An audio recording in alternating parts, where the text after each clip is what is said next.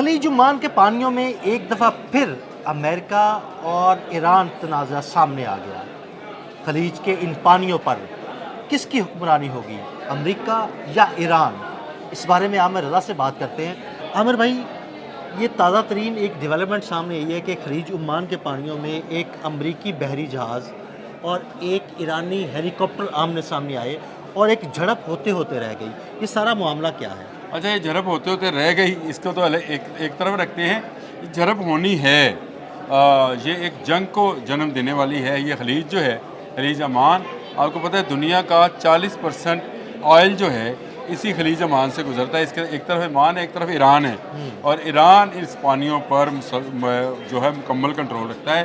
ایران کی جو بندرگاہیں ہیں وہاں سے چند سو ناٹیکل مائل کے اوپر جو ہے دنیا کا آپ سمجھے کہ آئل جو ہے گزرتا ہے، اور اگر یہ آئل بند ہوتا ہے تو پاکستان سمیت پاکستان، یورپ اور رشیا، بہت سارے ممالک جو ہیں وہ شاید تیل سے، رشیا تو نہیں ہے لیکن یورپ اور پاکستان جیسے ممالک جو ہیں وہ تیل سے محروم ہو جائیں گے، اور وہاں پر آئل کی قیمتیں جو ہیں وہ آسمانوں پر چلی جائیں گی۔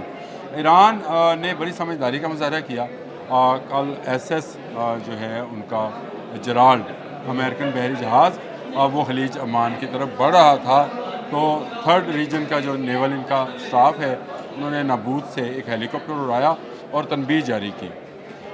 دیکھیں، امریکہ چاہتا یہ ہے کہ جس طرح وہ دنیا کی تمام اکانومی پہ قابض ہے یا اکانومی پہ قابض ہونا چاہتا ہے، ڈونلڈ ٹرمپ کی جو خالیہ وہ کہتا ہے کہ اس کو اتنا ٹیکس دینا پڑے گا، اس کو اگر امریکہ کے ساتھ، تو وہ تیل پر بھی تسلط قائم کرنا چاہتا ہے۔ تیل پر تسلط قائم کرنے کے لیے ہی ڈونلڈ ٹرمپ نے خلیجی ممالک کا دورہ کیا، سعودی عرب، قطر، بحرین، سب کے، کویت گیا، اور وہاں پر جا کر اس نے بہت ساری نمائشات کی اور بہت سارے ڈالرز کی سامان جو بیچے بھی ہیں۔ لیکن ایک ملک ایسا ہے اب بچا جو اس کی راہ میں حائل ہے، اور اللہ کا شکر ہے کہ وہ حائل ہے، نہیں تو آپ کے تمام تیل پر اسرائیلی، یہودی یا امریکن جو تھے وہ قابض ہو جاتے۔ تو یہی ایک کوشش ہے کہ خلیج عمان پر کسی نہ کسی طریقے سے کنٹرول حاصل کیا جائے۔ آپ کو یاد ہے ایران اسرائیل وار میں بھی جس بندرگاہ کو سب سے پہلے ہٹ کیا گیا تھا وہ بندر عباس تھی، اور بندر عباس بھی اسی خلیج عمان پر واقع ہے، اور یہاں اس کو تباہ کرنے کا مقصد یہ تھا کہ ایک تو ایران اپنا تیل جو ہے باہر بیرونی دنیا میں نہ بیچ سکے، دوسرا جو یہاں سے گزرگاہ ہے، جو بہت سارے ممالک کی تیل کی گزرگاہیں ہیں، اس کو بند کر دیا جائے۔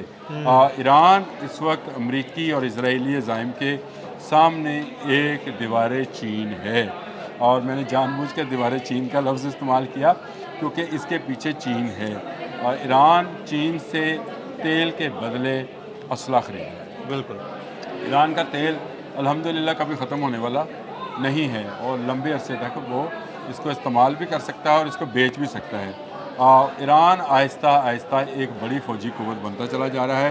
امریکہ کو اس بات کا شدت سے احساس ہے کیونکہ ایران سے گزر کر تیل دنیا میں جانا ہے، ایران کو تو اپنا تیل نہ بیچ کر بھی بہت فائدہ ہوتا ہے، کیونکہ جہازوں کو گزرنے کی جو اجازت ہے وہ ایران سے مشروط ہے، اور ایران اس میں سے اپنے پیسے لے سکتا ہے۔ تو یہ بات جو ہے امریکہ کو ہضم نہیں ہوتی۔ یہ ایک ٹیسٹ تھا، یہ ایس ایس جرالڈ کا خلیج عمان کی طرف بڑھنا جو تھا، یہ کوئی غلطی نہیں ہے، یہ جان بوجھ کر کیا گیا ٹیسٹ کرنے کے لیے۔ یہ غلطی نہیں ہے، یہ ہو نہیں سکتا کہ آپ کا ایک جنگی بحری جہاز جو ہے وہ بھٹک کر کسی اور سمندر کی طرف نکل جائے۔ دنیا کے جدید ترین نیویگیشن سسٹم کے ساتھ یہ انٹیگریٹڈ ہوتے ہیں، سیٹلائٹس کنٹرول ان کے پاس سسٹم ہے، امریکہ میں بیٹھے لوگ اس کی موومنٹ کو دیکھ رہے ہوتے ہیں، ایک ایک سیکنڈ۔ آپ کو پتہ ہے پوری دنیا کا سمندر جو ہے اب اس پر تمام ممالک جو ہیں، جس طرح پاکستان کا جو سمیرہ عرب ہے، پاکستان کو ایک ایک انچ کا پتہ ہے کہ کون سا ماہی گیر کہاں سے کتنی مچھلی نکالنے والا ہے۔ بالکل، ہم پکڑتے ہیں نا جی بھارتی ماہی گیر جب بھی آتے ہیں۔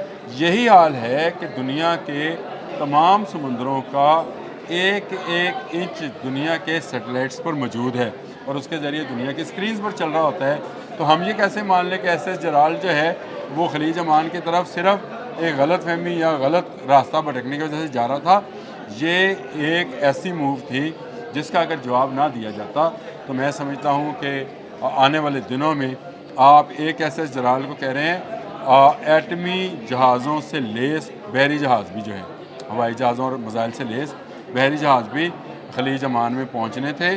खलीज अमान में पहुंचकर तेल के बहरी रास्तों को अपने कंट्रोल में करते, और फिर हम शायद सोच रहे होते कि हमारे यहाँ जो 1 लीटर पेट्रोल है उसकी कीमत अमेरिकन निकाल रहे होते, हम ना निकालते, और दुनिया का पूरा ऑयल पर कब्ज़ा जो है अमेरिका का हो जाता, जिससे नुकसान चीन को भी है, बाकी ममालिक को भी है, यूरोपियन ममालिक को भी है, हमारे यानी मुल्क को भी है। इसको हम बड़े सादे अल्फाज में ये कह सकते हैं कि ईरान ने तेल पर अमेरिका की हुक्मरानी नाकाम बना दी। अजारादारी का ख्वाहिश जो है उसको नाकाम बना दिया, और ये तेल पर अजारादारी का मतलब ये है कि अमेरिका और इज़राइल बिला शिरकत गैर किसी और की अदम मौजूदगी के बावजूद कुवैत, बहरीन, आप ममालिक के नाम, सऊदी अरब में, और क्योंकि उसकी भी सारी पैदावार तेल की है, तो तेल के ऊपर उसकी इजारादारी होती।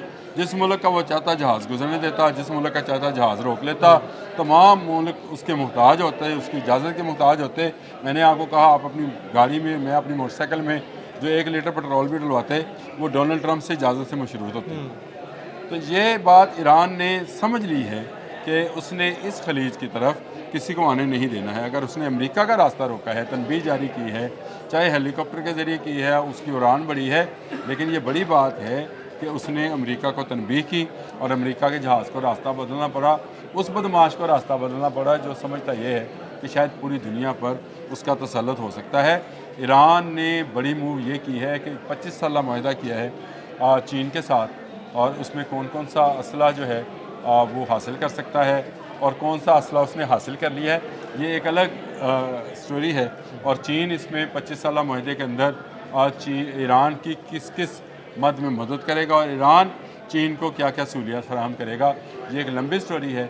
लेकिन ईरान के हेलीकॉप्टर ने, ईरान के दिफाई हकाम ने बर वक्त फ़ैसला किया है। अगर SS जलाल को गुजरने दिया जाता तो आप समझ नहीं पाते कि दुनिया के 40% तेल पर किस तरह अमेरिका काबज़ हुआ। पहले भी वो तकरीबन 20% तेल का जो है वो मालिक है, 40 ये तो 60% तेल अगर उसके पास होता तो दुनिया के गाड़ी का पहिया उसकी मर्ज़ी से चलना था, जिसका ईरान ने सिर्फ एक हेलीकॉप्टर उड़ाकर, एक तनबीह जारी कर उसका रास्ता बदलवा कर बता दिया कि कोई कितना भी बड़ा बदमाश हो, अगर उसके सामने खड़ा हुआ जाए तो उसको रास्ता बदलने पर मजबूर किया जा सकता है।